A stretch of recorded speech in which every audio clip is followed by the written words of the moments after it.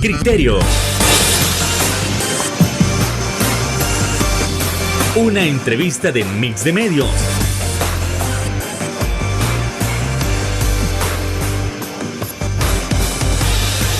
Que aborda frontalmente los problemas de El Salvador con los verdaderos protagonistas y plantea soluciones.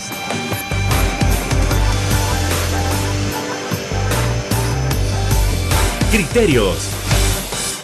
Hola, ¿qué tal? Muy buenas noches, sean todos y cada uno de ustedes bienvenidos a una nueva emisión aquí en su programa Criterios, en este jueves 10 de noviembre del año 2022. Y qué gusto que usted nos pueda acompañar para seguir analizando esos temas tan importantes que acontecen a nivel nacional.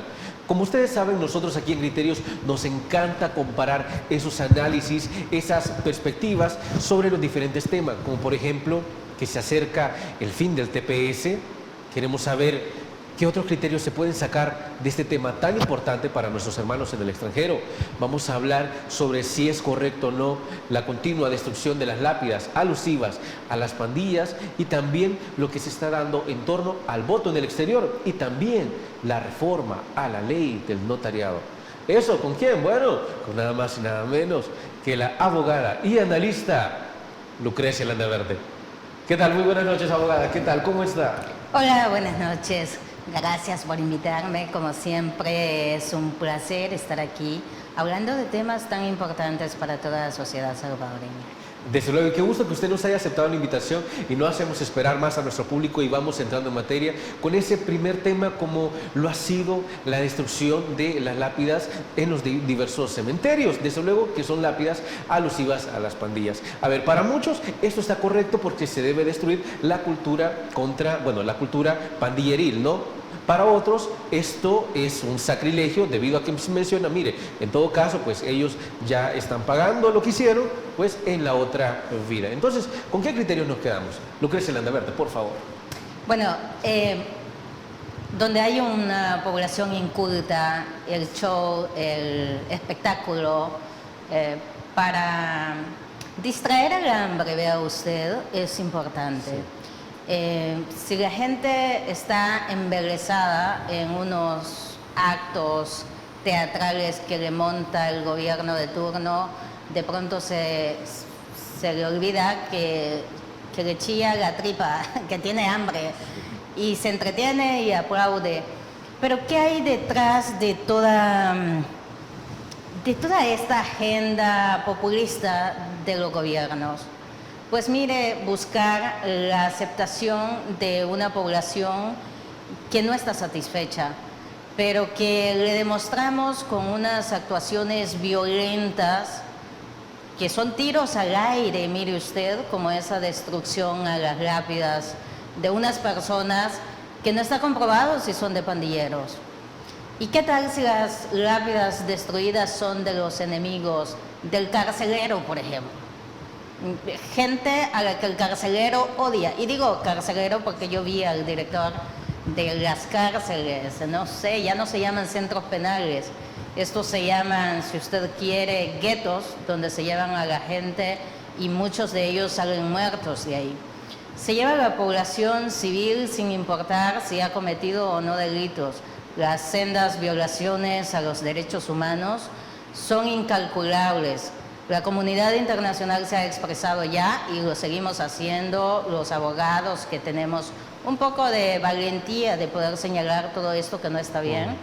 Y pues no podemos dar ni siquiera un título a una persona tan déspota, tan despreciable que actúa de esta manera y nos demuestra que además no es un constructor de una sociedad, de una visión de país, es un destructor. Y aparece con unos martillos, con unas herramientas, destruyendo unas lápidas.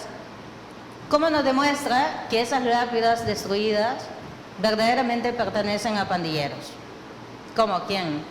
¿Y qué tal si a mí me cae mal una persona X que está a la par de la sepultura de un familiar y le pongo MS a su lápida para que llegue este idiota y la destruya? Pues no hay ni criterios, no hay información clara, lo que sí hay es un espectáculo, pero un espectáculo fuerte, fuerte para las emociones, fuerte para la percepción de la sociedad, porque ver a un sujeto destruyendo lápidas no nos produce un impacto positivo, es todo lo contrario, es un impacto negativo. ¿Qué gana? Y hacemos esta interpretación, ¿qué gana el Estado? ¿Qué gana el gobierno? ¿Qué ganamos nosotros con que se inviertan recursos con un puñado de gente, un puñado de idiotas destruyendo tumbas? Cuando tenemos calles con agujeros, cuando tenemos gente viviendo en comunidades de alto riesgo, donde la gente, si hay lluvia, si hay un terremoto, puede quedar fácilmente soterradas. ¿Por qué no mandamos a todos estos idiotas a construir muros de contención en esas zonas vulnerables, a ayudar a esa gente que vive en zonas de alto riesgo, a hacer cosas productivas para la sociedad? Vaya, si no tienen cosas importantes que hacer el carcelero ¿por qué no lo mandamos a limpiar la ciudad? Porque hay mucha gente sucia. Afortunadamente hoy han propuesto una reforma a la ley, pero ¿por qué no hacer cosas productivas, verdaderamente productivas? Suponiendo y dándoles el beneficio de la duda y pensando que ellos sí que están destruyendo las tumbas de los mareros, ¿qué ganamos nosotros? ¿Cuál es el beneficio que tenemos? Meternos un chip mental, meternos una idea que no solamente hay que destruir a un ser humano que tenía derechos aun cuando fuese el más grande criminal, sino que además hay que llegar hasta las últimas acciones que presupone la venganza. O sea, nos están enseñando a ser personas muy, muy impregnadas de odio y con deseos de venganza. ¿Qué ganamos con todo eso? ¿Se fomenta la cultura del odio ahí? Absolutamente. La del odio, y no solo eso, la de la criminalidad. Lo que está haciendo ese sujeto son actos de criminalidad, desmantelando vamos a decir, unas sepulturas donde yacen los restos de una persona que tuvo derechos humanos y la familia no tiene derechos humanos. Y cuando destruimos eso, no dañamos a la familia, no dañamos los derechos humanos de los hijos de esos muertos, de las madres de esos muertos y más. Podemos hacer estos análisis y la gente llena de odio dice, sí, y ellos no pensaron en los que mataron, en los hijos huérfanos eso que se puede ver en las dejaron. distintas redes sociales. Entonces, se percibe, por supuesto. Entonces, estamos incentivando la criminalidad porque cuando metemos odio y metemos deseos de venganza, lo que al final desenlaza son actos delincuenciales, como los que está haciendo el fulano ¿no? Que es un acto delincuencial, desmantelando unas lápidas que debieron ser financiadas por alguien, por nosotros mismos, los que pertenecen al Estado, vamos a pensar, pero y la gente que sacó de su bolsillo para hacer estos mausoleos o estas cavidades donde iban a meter los cuerpos de sus parientes, tuvieron que invertir dinero. ¿Por qué nosotros vamos a tocar los derechos de terceros porque queremos dar un espectáculo? Hay derechos que proteger, los derechos de los familiares de estas personas, pero además, ¿quién nos comprueba que eso que está haciendo ese sujeto violento, que es un violento, destructor además, verdaderamente lo está haciendo con los delincuentes? Y si nos lo probara, ¿qué ganamos con eso? No hay cosas importantes que hacer. Cuando yo venía a esta entrevista, pasé unos agujeros enormes en la calle. ¿Por qué no ponen al hombre con esos, yo no sé cómo le llaman a eso, pero con palas, martillos. picos, palas, martillos, a tapar esos agujeros y a mejorar la calle? Allí sí veríamos que está haciendo algo productivo. Lo otro es incentivar la venganza, el odio, y que la población, lejos de ser una población con una visión próspera de crecimiento, sea una población con una visión de odio, de venganza, de producir daños y de cometer hechos delictivos. Estamos hablando de considerar que la gente, al ver ese tipo de acciones, puede tomar, entre comillas, la justicia en sus propias manos y sin esperar a las autoridades que la misma gente vaya a destruir lápidas en diferentes cementerios? Pues si el que debería de proteger los derechos de las personas, el que debería de velar porque el ordenamiento jurídico se aplique, se cumpla y se respete, lo está haciendo de esa manera, pues sí, le está diciendo a la población, usted no tiene por qué respetar los derechos de otros. Es más, si quiere, véngase, no pasa nada, porque si usted dice que es el delincuente, vaya y acábeselo, aunque solo sean los huesos los que están ahí, ¿no? Entonces, hay un mensaje que la población más ingenua, la voy a llamar yo, para que no anden un pedacito de video rotando y viral diciendo que los llamé estúpidos, pero la población más ingenua no lo alcanza a entender todo el mensaje que hay detrás de esto.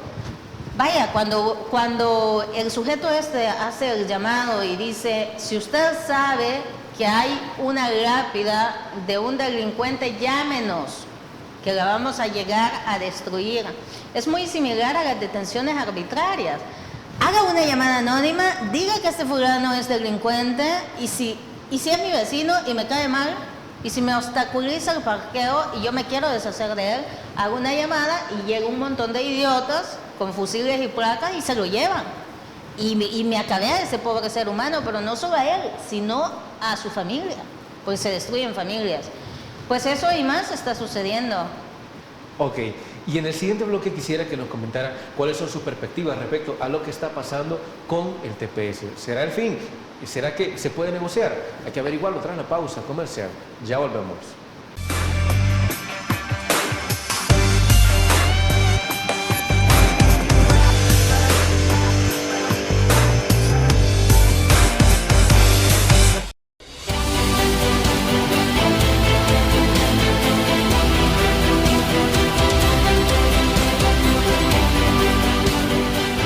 Nuestro compromiso, nuestra pasión, son algunas de las cosas que nos caracterizan como salvadoreños. Farmacia La Buena, la farmacia de todos.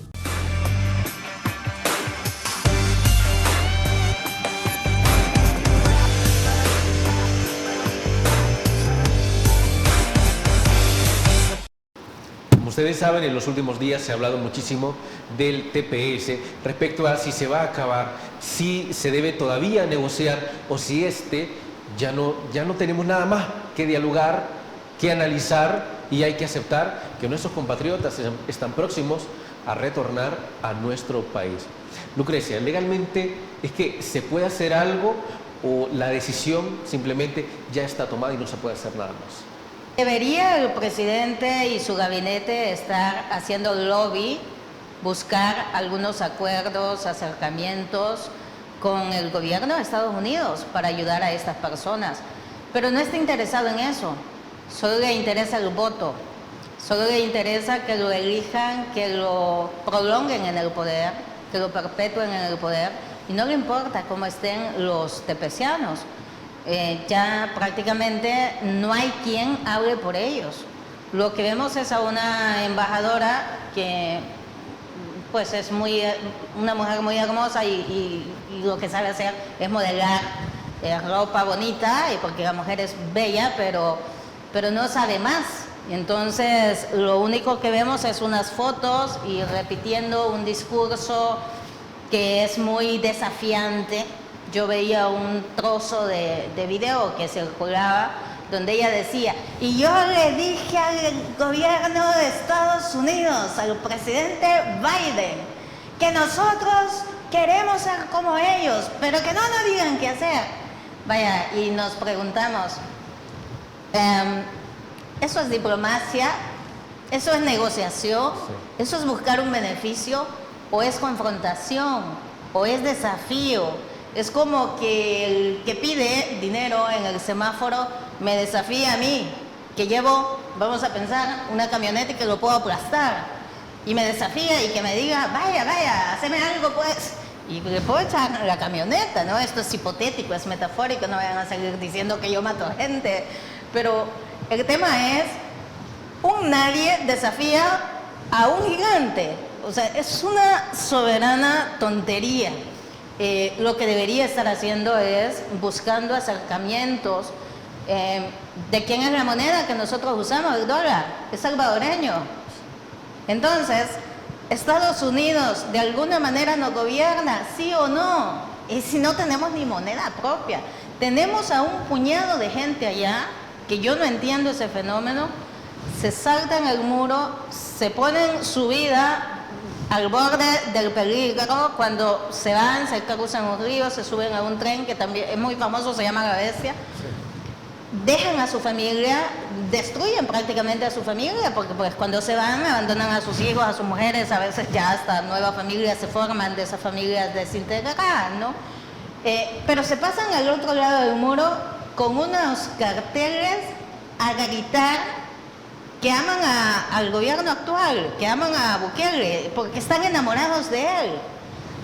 Es que lo importante es que esta gente que vive allá, que hoy el término es muy bonito, se le dice diáspora, para que no digamos personas que no tienen una situación regular migratoria dentro de Estados Unidos, porque es una situación irregular, cuando están a merced de la decisión de unos personeros o de unas autoridades que se llaman migratorias, autoridades migratorias. Pues estar a merced de la decisión de ellos es bastante complicado.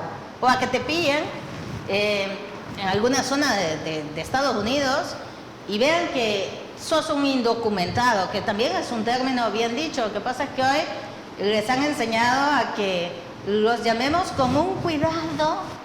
Por ejemplo, se ofendían cuando yo dije que en El Salvador somos un país en pobreza y que vemos muchísima gente pobre. ¿Acaso yo miento? O sea, todos somos ricos. Yo no soy rica, pues, o sea, lo que soy es una profesional. Pero estaban ofendidos porque dije que somos un país de gente pobre y un poco ignorante. ¿Acaso no es verdad? Aplauden y defienden a un presidente porque se enamoraron de sus medias de colores. Por favor, hay que pensar un poco. ¿Qué es lo importante para los que están en Estados Unidos si de verdad su presidente quiere hacer algo por ellos?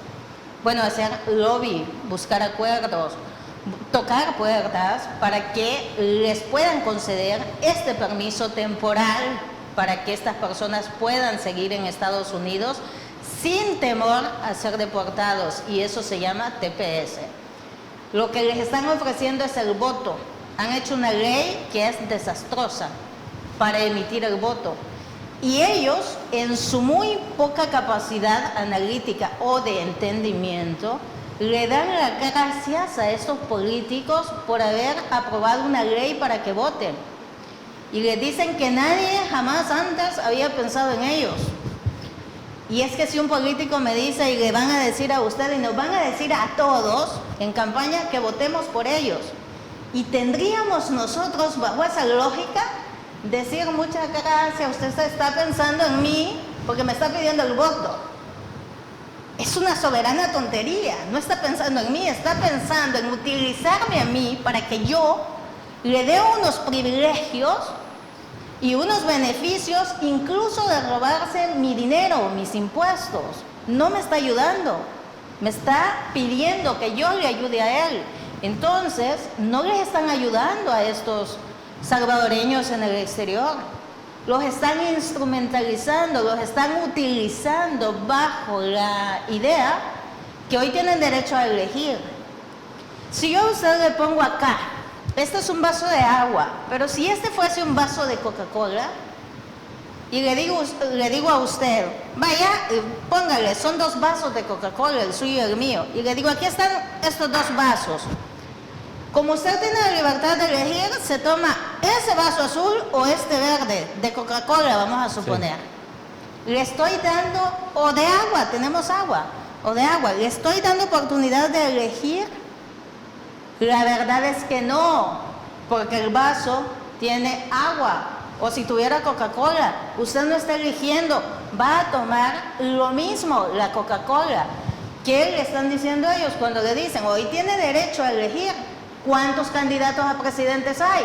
Solo Bukele está eligiendo. No, le están viendo la cara de idiota. Y le están diciendo que está eligiendo, pero usted no está eligiendo. Le está dando el poder absoluto y total a un sujeto que le ha demostrado que lo puede someter y destruir a su familia. Hay cientos, miles de familias sufriendo las detenciones arbitrarias.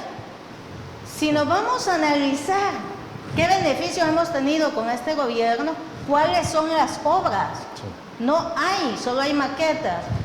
Hay empleos, generación de empleos, no hay, no hemos visto ninguna inversión que se haya inaugurado, no hemos visto nada. Entonces, ¿le beneficia a los tepecianos eso o los están utilizando? La verdad es que los están utilizando incluso para que ellos sean el medio que va a destruir a sus propias familias, las que tienen en El Salvador. Porque el gobierno hace unas acciones, toma unas políticas que no son constructivas, que no son de visión de país, sino de someter a una población para perpetuarse en el poder. Y eso es lo que estamos viendo. A ver, licenciada, esto que usted está hablando respecto al TPS tiene que ver también con el hecho de habernos clasificado como país seguro. Es decir, ser país seguro ahora nos está afectando con el TPS. No, jamás. Ser un país seguro nos beneficiaría para el TPS, para las inversiones extranjeras, para muchas cosas. ¿Ha visto usted inversiones o ha visto gente del extranjero que quiera estar con nosotros? La verdad es que no. Lo único que vemos es que traen a un par de mochileros disfrazados de millonarios, bitcoiners, a decir que aquí la gente pobre, que está desempleada, la señora que vende tortillas, se va a hacer millonaria si invierte en bitcoin. Pero para invertir en bitcoin se necesitan dólares. Y si no tiene, ¿cómo va a invertir? Y eso obviando el tema que se trata de una criptomoneda que además es volátil, que se cae, que sabemos que está por los suelos. Pero ¿y quién en su sano juicio, como usted o como yo, y yo no puedo decir cuánto gana usted, pero con lo que yo gano, voy a venir y voy a sacar de mi dinero que me sirve para costear mis gastos y decir que voy a invertir en una moneda virtual que además se cae? Es casi como ir a un casino a jugar un juego de azar, ¿no? Ok, en este caso, para estar en sintonía, licenciada, nos referimos específicamente al acuerdo de tercer país seguro firmado durante la administración Trump. Es decir, decirle a los Estados Unidos, miren, nosotros somos un país seguro y nos puede devolver a cierta cantidad de inmigrantes, ¿eso nos está afectando? Es decir, nosotros de verdad somos un tercer país seguro con ese acuerdo que se firmó con Trump. ¿O fue una barbaridad o fue una equivocación? Yo pensaría que calificar un país de seguro o de inseguro no pudiera ser calificado como una barbaridad. Si digamos, no se están cometiendo unos hechos que demuestran lo contrario. En nuestro país lo que sí hay, y eso lo tenemos que ver, de alguna manera está latente, es que existe una inseguridad jurídica demasiado fuerte. Inseguridad jurídica. Si a usted cuando salga de ese canal a lo mejor no le va a aparecer un pandillero, pero le puede aparecer un soldado o un policía al que usted le cae mal y se lo lleva preso, le imputa unos delitos, destruyó su vida y la de su familia y ya está. Cuando nosotros vemos esto no podemos hablar de unos términos de seguridad, tal vez seguridad en términos pandilleriles, porque de alguna manera las pandillas incluso hasta se esconden. Si solamente estuviesen capturando pandilleros, ¿por qué hay inocentes en las cárceles? ¿Por qué el mismísimo gobierno admite que hay personas inocentes y a esto lo llama daños colaterales? La verdad es que la inseguridad no ha cesado.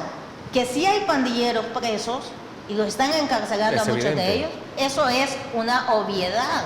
Lo están haciendo. Pero solamente la criminalidad pandilleril existe en nuestro país. Existen estafadores, existe otro tipo de gente que comete otros hechos delictivos, feminicidios, existen homicidios, gente que mata. Bueno, vimos una cosa que se hizo viral de una mujer muy joven que estaba en una habitación que alquilaba. ¿Está en una cama de hospital? No, estaba como en su habitación o en su apartamento y un sujeto se mete y la apuñala. pero se mete otro a defender a esta mujer y lo matan. Entonces, ¿qué tipo de criminalidad vamos a hablar? No podemos sectorizar. Criminalidad puede ser tanto pandilleril como que ande un estafador como Walter Araujo que les pide pisto a los de la diáspora, pidiéndoles pisto para mantener su cosa de odio, como otro tipo de estafas. Es decir, criminales hay muchos. Vaya, ese señor es un criminal digital. Él lanza muchas ofensas, muchas agresiones que de conformidad a la ley es la ley para una vida libre de violencia para las mujeres, está cometiendo constantes delitos. Los seguidores del presidente, un montón de gente violenta. Bueno, yo vi a un TikToker, youtuber, no sé, parecía camionero, no sé, vulgarísimo el sujeto, que me había dado 72 horas, decía el analfabeta, para que yo pidiera una disculpa pública por algo que ni sé a qué se refería. Y toda la gente analfabeta le aplaudía. Eso, así es. Ya pasaron varios días. Y las 72 horas no sé qué pasó. Yo sigo esperando que me conmine a hacer eso que decía ante los tribunales, porque utilizaba palabras muy vulgares. Todo esto es criminalidad. Las leyes así lo señalan, así lo tipifican. ¿Qué tipo de criminalidad estamos eliminando? Cuando vemos que hay un montón de delincuentes ejerciendo una delincuencia digital o delincuencia informática, si usted quiere. Desde luego. Entonces, la criminalidad persiste. Y hay muchísimos más temas por hablar, para analizar, pero eso será tras la pausa comercial. Ya volvemos.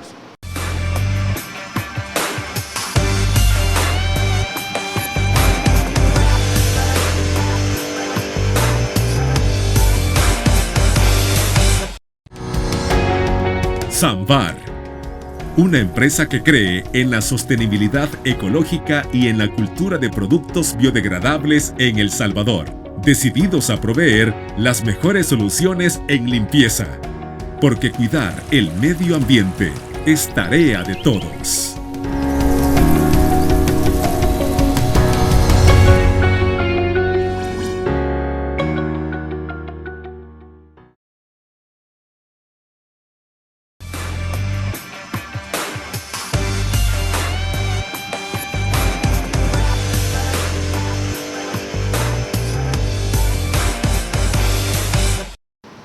Con todo esto que estamos dialogando respecto al TPS, también respecto al voto en el exterior, ¿será que hay la suficiente o existe la suficiente confianza en el Tribunal Supremo Electoral para que las próximas elecciones del 2024 se puedan llevar a cabo con transparencia? ¿O es que actualmente ya hay serias dudas sobre la transparencia de la institución? Licenciada, por favor. Lo que hemos visto, las personas vinculadas al Tribunal Supremo Electoral, nos deja severas dudas. ¿No son de confiar? Pues yo diría que nadie puede estar tan confiado si hay personas que van a decidir sobre la legalidad, no solo de las inscripciones, de las diputaciones, de los candidatos que vayan a inscribirse como candidatos presidenciales, que yo no sé que existan más que Bukele. O sea, sinceramente creo que él va a llegar, se va a inscribir y él solo va a competir. No sé a quién le pueden poner, no he visto a nadie, pero las diputaciones, el conteo de votos, imagínese usted, el desarrollo normal, transparente y eficiente que deban tener digamos, el proceso electoral, el ejercicio específico del voto, el conteo de esto, la supervisión que haya, pues yo no le veo por dónde sentirnos confiados. La Procuraduría General de la República y la Procuraduría para la Defensa de los Derechos Humanos, también la Fiscalía General de la República, despliega unos equipos de profesionales para que sean espectadores y vigilantes del normal desarrollo del proceso electoral. Los fiscales están visualizando que no se cometan delitos en el ejercicio del voto, como por ejemplo una persona que hace fraude, que vota 2 veces, que ya votó en una X, yo que sé, urna o lugar donde han puesto estos centros de votación y se desplaza a otro y ejerce otro voto. Pues los fiscales, o imagínese usted, DUIs vencidos o destruidos parcialmente, pues no son válidos para el ejercicio del voto. Y ahora que tenemos al fiscal general que es un designado por el presidente, y ahora que tenemos a una procuradora para la defensa de los derechos humanos del presidente, porque la sociedad no, cuando hizo una entrevista fue tan penosa que hasta tuvo un lapsus, permítame la palabra, esto no es insulto, pero así se dice, tuvo un lapsus pendejus, se dice, está así, lo puede buscar usted. Y dijo que habían unos, lo llamaba ella los 4 fantásticos, no, magníficos, perdón. ¿A la sala anterior? A la sala anterior. Hacía estos calificativos, pero además tuvo unos episodios, una señora casi de 70 años tomando esa conducta infantil, hasta se miraba bastante su nivel de señora, y no solo de profesional, se caía tanto que hasta hizo unos gestos de una risa estúpida, como riéndose de los funcionarios anteriores. En un episodio de esos, de la entrevista, donde el presidente la valida, digamos, ante la opinión, que ese es otro tema. Imagínense usted, hay una agenda tan espectacularmente definida, porque el presidente es muy inteligente, y yo de eso estoy convencida, que nos demuestra a los que sí pensamos, a los que analizamos, que hay una masa de estúpidos que le van a aplaudir siempre. Les pone a una señora altamente cuestionada, que fue procesada por el Tribunal de Ética y fue sancionada como procuradora de derechos humanos, pero que además estuvo en gobiernos pasados, en gobiernos donde ella respondía a la izquierda, FMLN, y a la derecha, Arena, porque entonces el bipartidismo existía. Hoy el bipartidismo se hizo un solo partido político y se llama Nuevas Ideas. Ahí hay de Arena y del FMLN, eso todos lo sabemos. La cosa es que le pone a una mujer altamente cuestionada y los tontos aplauden y lo avalan. Cuando el presidente la purifica en una reunión que la llama, que es un acto de purificación para idiotas, entonces la avala y le dice, bueno, se las pongo porque antes ustedes la tenían. Le traigo al mañoso de antes, hipotéticamente, porque antes ustedes lo tenían y hoy van a estar bien. Es que ya no queremos lo mismo. Es que ahora queremos verdaderos funcionarios. Y les mira la cara y los demás aplauden y empiezan a defender eso. La figura de esa señora, bastante desvergonzada, que fue evidenciada porque fue procesada y fue condenada. Como el presidente la purificó, entonces salen todos. Sí, pero ustedes la tenían antes y no querían un cambio, pues. O sea, ¿qué estaban buscando? Pues esta gente, esta mujer que hace este tipo de cosas, la defensora, la procuradora de los derechos humanos y políticos del presidente, va a desplegar un contingente de procuradores mal llamados de derechos humanos porque ya son del presidente, son defensores de derechos del presidente, pues lo va a desplegar y van a pasar unos informes en el proceso electoral diciendo que todo se ha hecho con perfecta normalidad, que no se han violado derechos humanos, aunque se cometan sendas violaciones, porque tal cual lo hizo el anterior empleado del presidente que estaba en la cabeza de la Procuraduría, decía que no habían violaciones que fueran denunciadas. Fue tan penosa la actuación también de este sujeto que hasta le dio una estatuilla al presidente con el nombre del presidente, un premio al presidente, el procurador, cuando tendría que ser el presidente quien premia a esta institución por hacer bien su trabajo. Pero así de penoso está todo. Entonces, ¿podemos confiar nosotros en un Tribunal Supremo Electoral rodeado por este montón de sirvientes del presidente y que además dentro de la institución hay gente que le sirve al presidente, porque incluso dijo el Tribunal Supremo Electoral que va a acatar una resolución a mañana de la Sala de lo Constitucional que dice que el presidente se puede reelegir, cuando sabemos que eso es ilegal, es inconstitucional. ¿Habría entonces alguna confianza en estos? La verdad es que no la hay, no puede ser. Es decir, no se puede confiar en un tribunal que acata la orden de la reelección, y los niveles de transparencia, por los niveles de transparencia, ¿no se puede confiar entonces? No, porque estamos diciendo que está acatando una resolución amañada, ilegal y muy tramposa.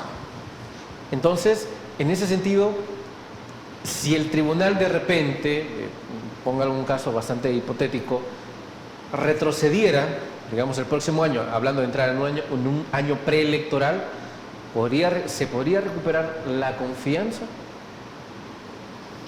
Pues no sé cómo hay que interpretar el tema de si retrocediera. Si empezáramos a ver que lejos de estar cumpliendo caprichos del gobierno de turno, empezara a defender los derechos del electorado, como por ejemplo pronunciándose ante esta ley que han aprobado del voto en el exterior, que eso es inconstitucional e ilegal.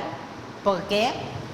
No, porque no puede usted avalar una ley porque un montón de empleados levantaron la mano para aprobar esa ley. Al fin de cuentas, ellos son empleados del gobierno, ni siquiera tienen calidad de legisladores, porque legislar es lo que no hacen, ellos solo puchan botones. De Capres les mandan unos proyectos de ley mal hechos y ellos solo los aprueban. Entonces no llegan ni a ser siquiera legisladores, son los diputados del presidente. Vaya, haciéndoles el favor, les podemos decir diputados del presidente, porque del poder legislativo ni siquiera hay, lo anularon. Vaya, el poder legislativo ahí le pertenece al presidente.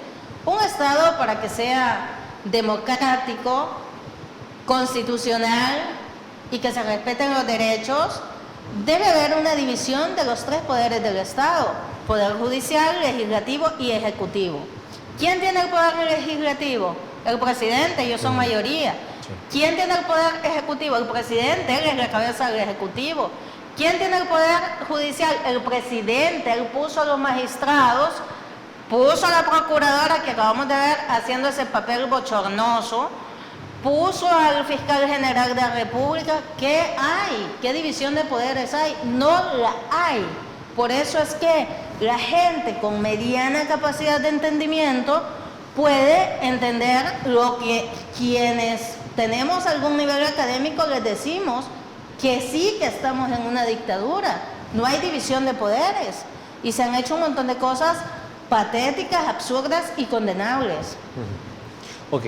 Vamos a trasladarnos a nuestra siguiente pausa comercial y hablando en términos de derecho, ¿será que la reforma a la ley del notariado en efecto va a beneficiar a los profesionales del área? Bueno, hay que averiguarlo tras la pausa comercial. Ya volvemos.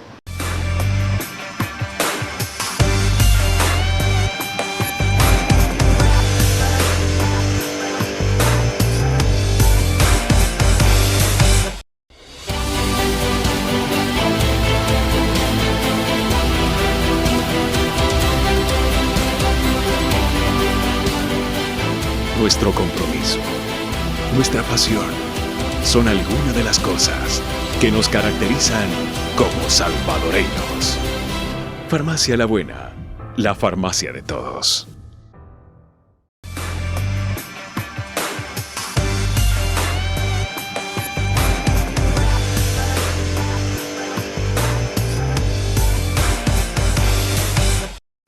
Como ustedes saben, desde hace años se ha estado mencionando que la ley del notariado debe ser reformada, que los profesionales que tenemos ahora tienen una alta tasa de reprobación a la hora de hacer siquiera el examen.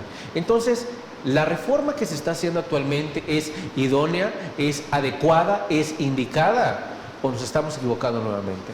Lucrecia, por favor. Estamos hablando de la ley del notariado. Así es. La ley del notariado lamentablemente ha sido modificada Así lo anunciaba este sujeto que repite el mismo tuit todo el tiempo porque ni siquiera se molesta en pensar, porque sabe que tenemos una masa de gente poco pensante, pero todo el tiempo repite que buenos días a los pandilleros y a los defensores, una cosa así dice su tuit del idiota este. Hoy ha cambiado el tuit, pero repite siempre y dice que hoy, buenos días a todos, hoy ya vivimos en paz, seguros y tranquilos, no sé en qué país vive. Se llama Gallegos el hombre este, ¿no? Ese es el apellido del sujeto. Pues decía de que gracias a Dios ya habían reformado la ley del notariado para modernizar supuestamente el servicio notarial y más. Más o menos así decía el tuit del hombre este, ¿no? El tema es que empiezan a aplaudir porque el tuit es engañoso, mafioso como el mismo que lo tuitea, ¿no? Dice que es aprovechando las bondades de la tecnología para modernizarnos. Sí, claro. Cuando nosotros los abogados entramos y vemos las reformas que han hecho, porque esta gente no es de confiar, un montón de mafiosos que han vivido de la política siempre, que no están acostumbrados a trabajar, jamás se han esforzado como usted o como yo, o como la sociedad que se mata trabajando, estos siempre han vivido de la política. Nos metemos a ver qué han hecho y nos encontramos con que han incorporado, mire usted, el artículo 49-A, y este artículo es un robo descarado, cínico, que hacen los políticos a los notarios que ejercen el notariado. Es que hay notarios que no lo ejercen. En mi oficina tenemos notarios que no lo ejercen porque no nos interesa, somos penalistas. Pero ¿qué hay de los notarios que sí ejercen el notariado? Pues este puñado de políticos, el gobierno ha decidido meter, metafóricamente se lo digo, o casi que lo es, en definitiva, meter su mano en su bolsillo y sustraer su dinero que le ha costado sacrificio, trabajo y todas estas cosas que implican el ejercicio profesional y ganarse la vida decentemente con el trabajo. Pues hoy le va a quitar su dinero. Entonces dice que la Corte, a discreción, imagínense usted, dice que establecerá mediante acuerdo, dice, el arancel de los notarios y usuarios que deberán pagar los servicios regulados en la ley del notariado. Si a un abogado y notario le quita el Estado su dinero de lo que está cobrando, de su libertad de contratación, de su libertad de ejercicio profesional, eso es un robo, porque el abogado, yo declaro impuestos. Los abogados declaramos impuestos, porque si no nos meten presos. Dicen que por evasión de impuestos hay más. Entonces declaramos impuestos. ¿Dónde está reflejado lo que nosotros devengamos? En las declaraciones de impuestos. Y si de paso de eso, imagínense a este presidente y a sus sirvientes estúpidos, se les ocurre, bueno, yo declaro impuestos. Y pueden decir, bueno, de los casos en todos los que se muestre parte, el abogado le vamos a quitar el 50% de lo que cobre. Y si ya declaramos impuestos, pues eso es un robo y descarado. Eso mismo están haciendo hoy con los notarios, con esa reforma a la ley del notariado. A los usuarios les van a poner también ese costo. ¿Cómo le afecta esto a la diáspora? Los que están en Estados Unidos o en cualquier parte del mundo son los más afectados. También la sociedad salvadoreña en general. Pero los que están fuera del país necesitan permisos para que sus hijos hagan trámites. Necesitan mandar poderes para que alguien aquí en El Salvador haga trámites. Hacen muchas cosas donde necesitan los servicios notariales. Hoy les va a costar una fortuna estos servicios. Si antes ya era un poco caro porque los abogados vamos a diferentes partes, a diferentes países a dar nuestros servicios, hoy les va a costar una fortuna porque además les vamos a tener que cobrar lo que el gobierno nos quiere robar a nosotros. Pero además dice el artículo que a los usuarios les va a imponer también. unos aranceles. Y como dice el adagio, echa la ley, echa la trampa. Ellos ponen una ley donde le quitan al abogado. Ah, pero el abogado piensa usted que va a regalar su trabajo. Quien va a salir afectado es el que busca los servicios del notario. ¿Y quiénes necesitan los servicios del notario? Todos nosotros. Si se casa, necesito un notario. Si compro un auto, necesito un notario. Si compro una casa, necesito un notario. Si alquilo una casa, necesito un notario. Para todo necesita un notario. Si adquiere un crédito, una hipoteca, en todo estamos los abogados. Somos indispensables, les guste o no. ¿Quiénes van a salir afectados? La sociedad en general. Sigamos hablando sobre esta reforma a la ley del notariado tras la pausa comercial. Ya volvemos.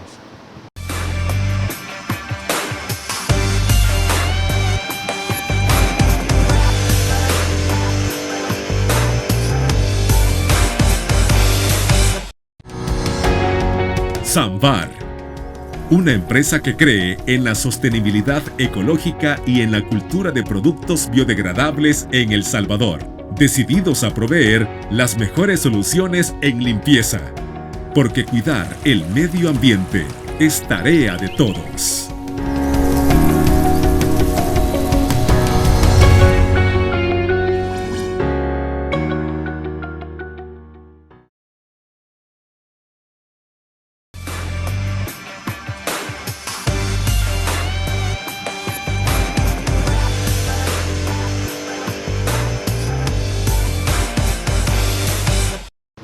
Sigamos analizando la situación de la reforma a la ley del notariado. Entonces, como tal, lo que nos decía la abogada Lucrecia Landaverde, esta reforma también le va a terminar afectando a los usuarios. ¿Es así, licenciada? Efectivamente, cuando se aplauden decisiones sin haber leído, interpretado o entendido lo que se está aplaudiendo, podría estarse aplaudiendo que le pongan la soga en el cuello para, con esa misma soga, quitar la vida de esa persona. Por eso es que hay que leer, por eso es que hay que escuchar a los que opinamos y que no aplaudimos al presidente. Yo no me considero oposición, yo soy una ciudadana, nunca he estado vinculada a ningún partido político, soy una ciudadana que interpreta, que no aplaude y que no se deja manipular por ningún político porque estudié para ser una mujer con un criterio, con una formación totalmente independiente. El llamado a la sociedad salvadoreña es que no se enamore de cada político que llega al poder. Enamórese de usted, de su futuro, de sus proyecciones, de lo que desea para su familia y exíjale a todos esos políticos que le cumplan todas esas cosas que le prometen. Así finalizo yo. Licenciada Lucrecia Landaverde, muchísimas gracias por haber traído sus criterios a nuestro estudio y esperamos tenerla próximamente. Gracias a usted. Amigos y amigas televidentes, gracias por habernos sintonizado una vez más. Como siempre, recuerde, el criterio más importante siempre lo va a tener usted. Que descanse. Feliz noche. Criterios. Una entrevista de Mix de Medios.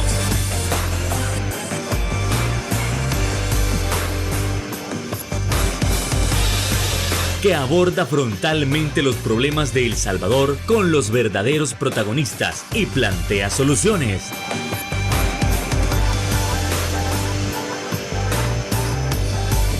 Criterios.